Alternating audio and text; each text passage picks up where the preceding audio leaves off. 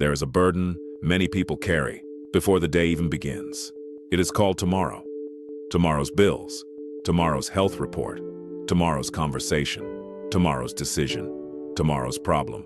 And before tomorrow has even arrived, your mind has already lived through it 100 times. You wake up tired because your thoughts never slept. You try to enjoy today, but your heart is already running ahead. What if this goes wrong? What if I do not have enough? What if God does not come through? But Jesus speaks directly into that kind of fear, and his words are not empty comfort. They are a call to release what God never asked you to carry. Today, we are going to open Matthew 6 and discover what Jesus really means when he says, "Take, therefore, no thought for the morrow." Matthew 6:25 says, "Therefore I say unto you, take no thought for your life, what ye shall eat or what ye shall drink, nor yet for your body what ye shall put on." Jesus is speaking to people with real needs: food, clothing, shelter, daily provision. He is not speaking to people with imaginary problems. He is speaking to people who understand uncertainty. So when Jesus says, "Take no thought," he is not telling you to become careless. He is not telling you to ignore your responsibilities. He is not telling you not to work, plan, prepare, or make wise decisions. He is telling you not to allow tomorrow's needs to become today's master. There is a difference between planning and worrying. Planning says, "Lord, show me my next step."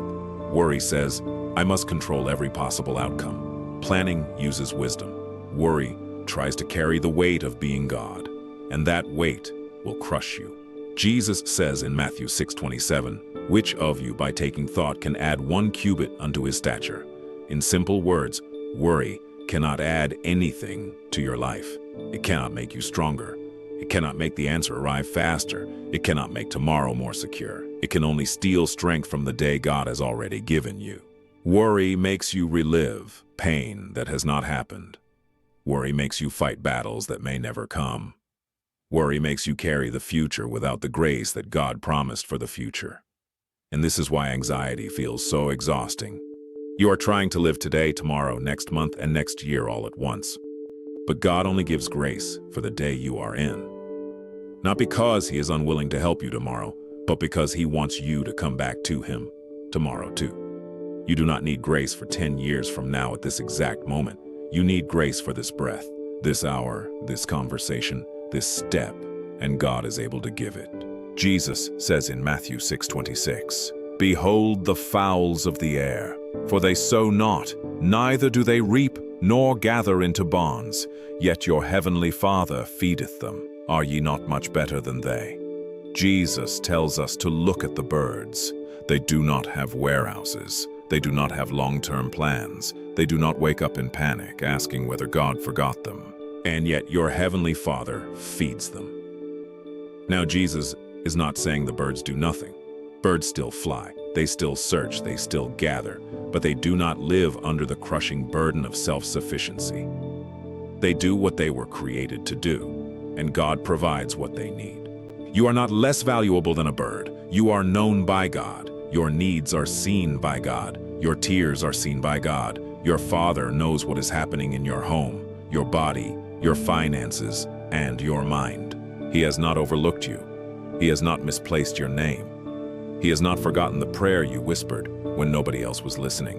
So, today when fear begins to speak, answer it with this truth: my heavenly Father knows what I need.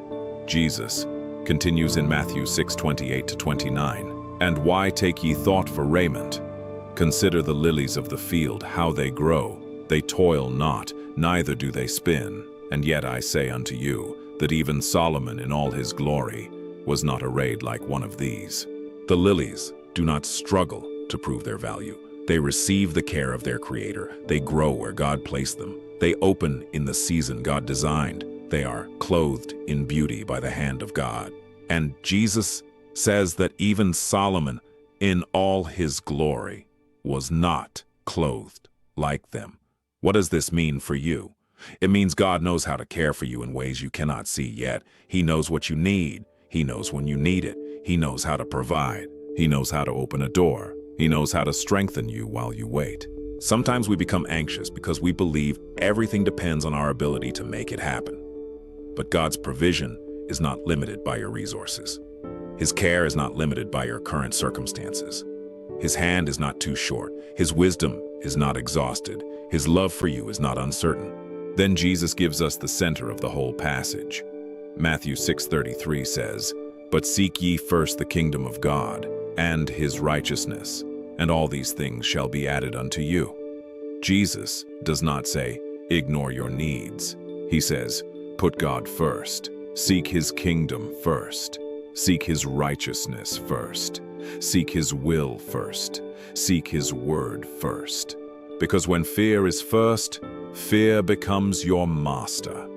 When money is first, money becomes your master. When the future is first, the future becomes your master. But when God is first, everything else begins to find its proper place. Seeking God first may look simple. It may mean opening the Bible before you open social media. It may mean praying before you panic. It may mean obeying the truth God has already shown you instead of demanding more signs. It may mean forgiving someone. It may mean making the call you have been avoiding. It may mean resting when God tells you to rest. Seeking first the kingdom does not remove responsibility. It puts responsibility under God's leadership. You still work, you still plan, you still take wise action, but you no longer carry the outcome alone. Jesus ends this teaching in Matthew 6:34. "Take therefore no thought for the morrow shall take thought for the things of itself. Sufficient unto the day is the evil thereof." This verse does not deny that each day can hold trouble. Jesus is honest. There may be difficulty, there may be pressure, there may be pain, but today already has enough to deal with. Do not add tomorrow's fears to today's burden. Tomorrow will come with its own grace. Tomorrow will come with its own mercy. Tomorrow will come with the same faithful God who is holding you today. You do not have to solve your whole life this morning. You do not have to know every answer before you take the next step. You do not have to predict every outcome before you obey God. Your assignment is not to carry tomorrow. Your assignment is to be faithful today. And when tomorrow comes, God will still be there. Here are 3 simple things to do when worry about tomorrow rises. First, name the burden. Do not just say, "I feel anxious." Tell God specifically what you are carrying. Lord, I'm worried about this bill. Lord, I'm afraid of this appointment. Lord, I do not know what will happen in this relationship. Bring the specific burden to God. Second, return to one scripture. Read Matthew 6:34 aloud, or say Psalm 55:22. Cast thy burden upon the Lord, and he shall sustain thee. Do not let fear have the final voice. Let scripture speak louder. Third, take today's faithful step. Maybe you need to make a phone call. Maybe you need to create a budget. Maybe you need to apologize. Maybe you need to rest. Maybe you need to ask someone to pray with you. Do the next thing God has placed in front of you. Not the next 100 things, the next faithful thing. God will meet you there. Let us pray. Father, in the name of Jesus, I bring before you every person carrying tomorrow in their heart.